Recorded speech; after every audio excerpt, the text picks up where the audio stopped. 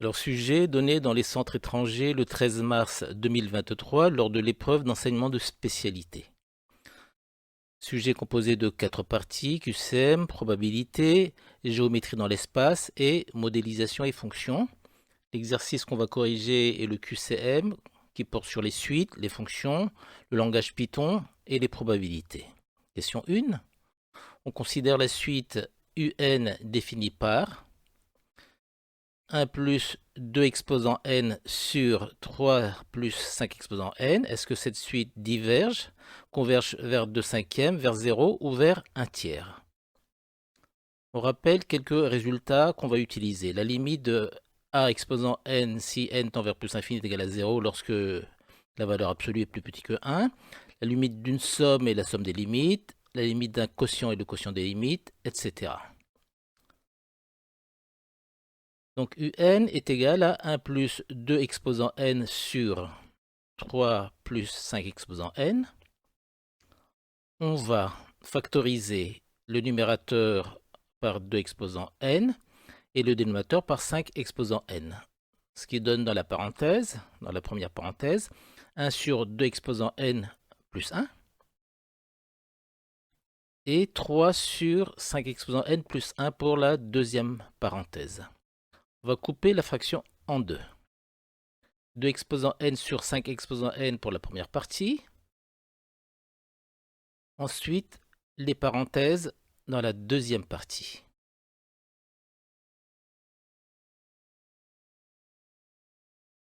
Ensuite, on va faire apparaître des puissances de fraction.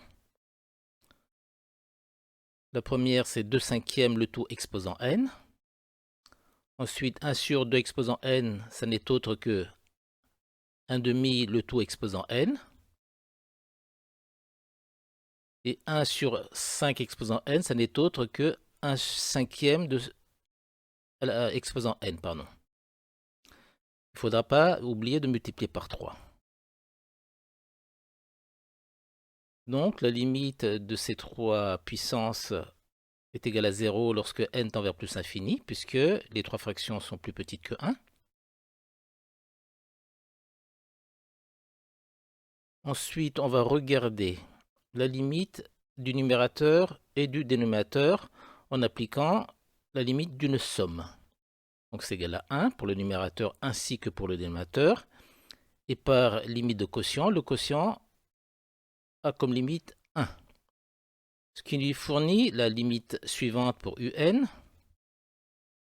Donc, quand n tend vers plus infini. Donc, par produit de limite, c'est égal à 0 fois 1. C'est égal à 0. Donc, la limite de UN est égale à 0 lorsque n tend vers plus infini. Donc, la réponse à choisir est la C. Donc, elle converge vers 0. Question 2. Soit f la fonction définie par f de x égale x au carré fois ln de x. La fonction dérivée f' est donnée par a, b, c ou d. Alors f de x, évidemment, peut être vu comme le produit x au carré fois ln de x. On sait que uv' égale u'v plus uv'. Donc là, on a u'v plus u, c'est x au carré. Et v', la dérivée de ln de x, c'est 1 sur x. Ensuite, on simplifie ce qu'on peut simplifier. Et on factorise ce qu'on peut factoriser. Ce qui donne x facteur de 2 ln de x plus 1. Et ça correspond à la réponse B.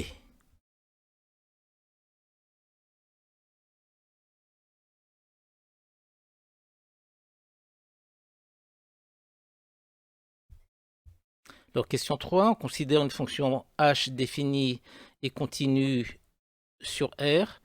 On en donne le tableau de variation. Alors, qu'est-ce qu'on sait de h? C'est qu'elle est strictement croissante entre moins l'infini et plus l'infini, que h de 1 est égal à 0. On appelle grand H la primitive de petit h, elle s'annule en 0. Grand H s'annule en 0. Alors, est-ce que h est positive sur moins l'infini 0? Est-ce que h est croissante sur moins l'infini 1? Est-ce qu'elle est négative sur moins l'infini 1? Ou est-ce qu'elle est croissante sur grand R?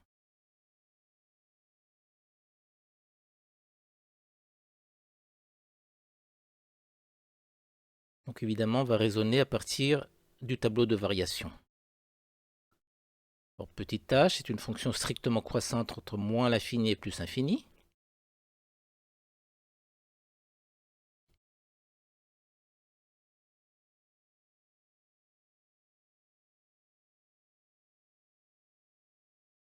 Alors h de 1 est égal à 0.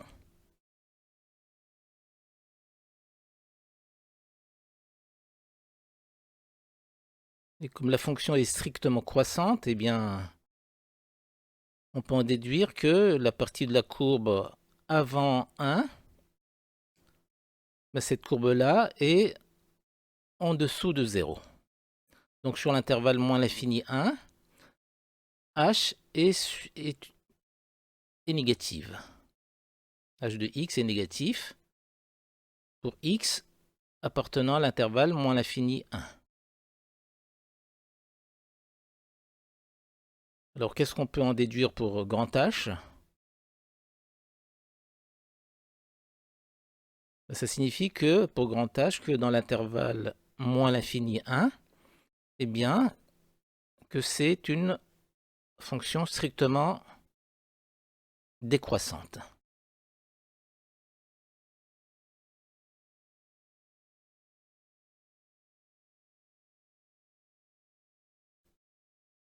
Alors de plus, on sait que h de 0 est égal à 0. Grand H de 0.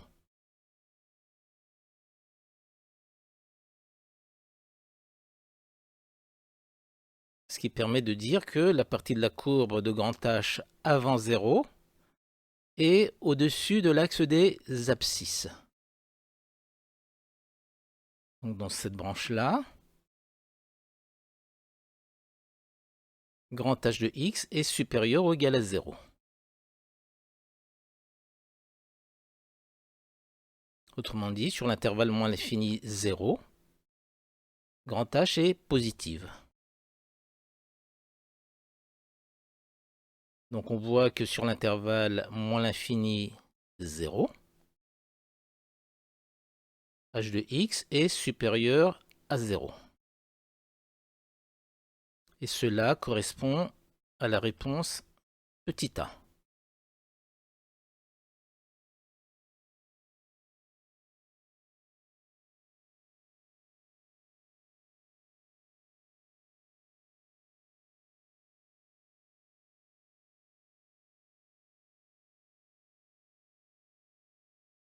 Alors question 4, soit deux réels a et b, a plus petit que b, on considère une fonction f définie continue et strictement croissante sur l'intervalle AB. Et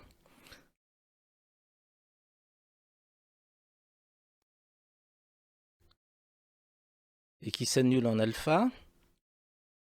Alors parmi les propositions suivantes, quel est le script en Python qui permet de donner une valeur approchée de alpha au millième près? Est-ce le script A? Est-ce le script B? Est-ce le script C? Ou est-ce le script D? Pour répondre à cette question, on va raisonner à l'aide du tableau de variation de f.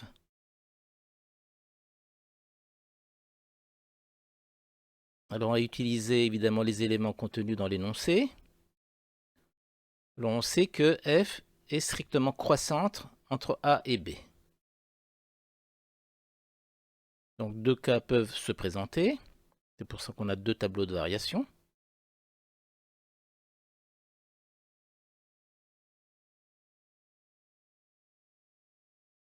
Alors ici, évidemment, on raisonne par dichotomie. Donc le centre de l'intervalle, c'est A plus B sur 2.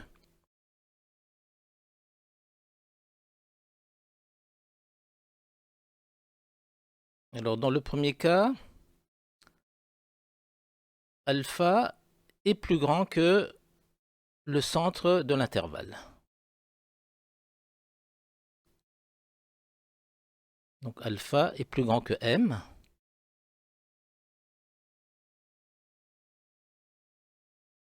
Alors on sait que f de alpha est égal à 0.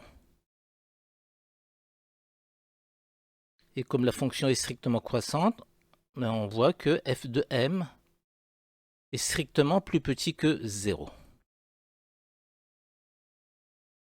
Et comme f de b est strictement plus grand que 0, eh bien on va s'intéresser à la partie de la courbe comprise entre m et b. Ce qui nous fait travailler dans l'intervalle mb. Donc on va prendre pour valeur de a, petit m. Donc a est égal à m. Donc c'est comme ça qu'on va poursuivre l'algorithme. Alors dans le deuxième cas, m est plus grand que alpha. Donc f de alpha est égal à 0. Et dans ce deuxième cas, f de m est supérieur à 0. Et comme f de a est strictement inférieur à 0, nous sommes amenés à travailler dans la partie de la courbe comprise entre a et m.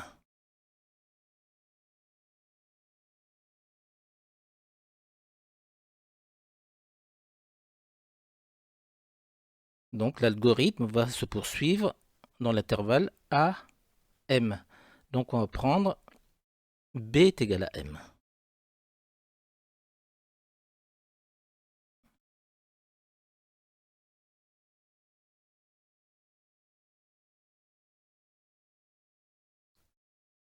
Ensuite, on va regarder quel est le script qui fournit les bonnes indications. Et le script qui fournit les bonnes indications, c'est le script D. Donc, si vous regardez bien, le script B donne à peu près la même chose, sauf que le calcul du centre de l'intervalle n'est pas placé au bon endroit, il est placé trop tôt, du coup, il n'y a qu'un seul calcul, donc l'algorithme ne se poursuit pas. Donc la bonne réponse est la réponse D.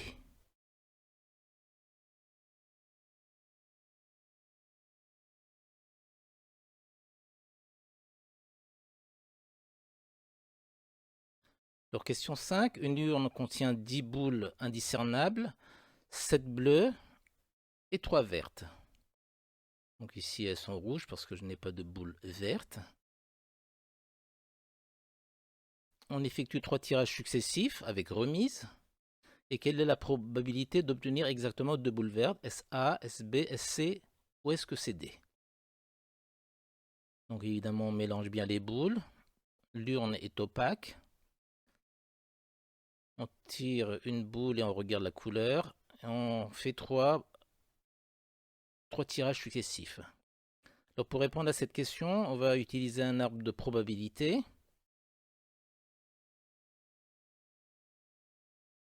Bleu, vert. Ensuite, on va mettre la pondération de chaque branche. Les branches bleues, c'est 7 dixièmes. Et les branches vertes, c'est 3 dixièmes. Puisqu'il y a 3 boules vertes sur 10 boules.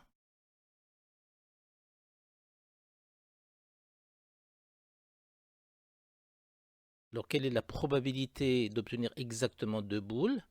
Regardez, la première branche est BBB. La deuxième branche est bleu, vert. Troisième branche est bleu, bleu.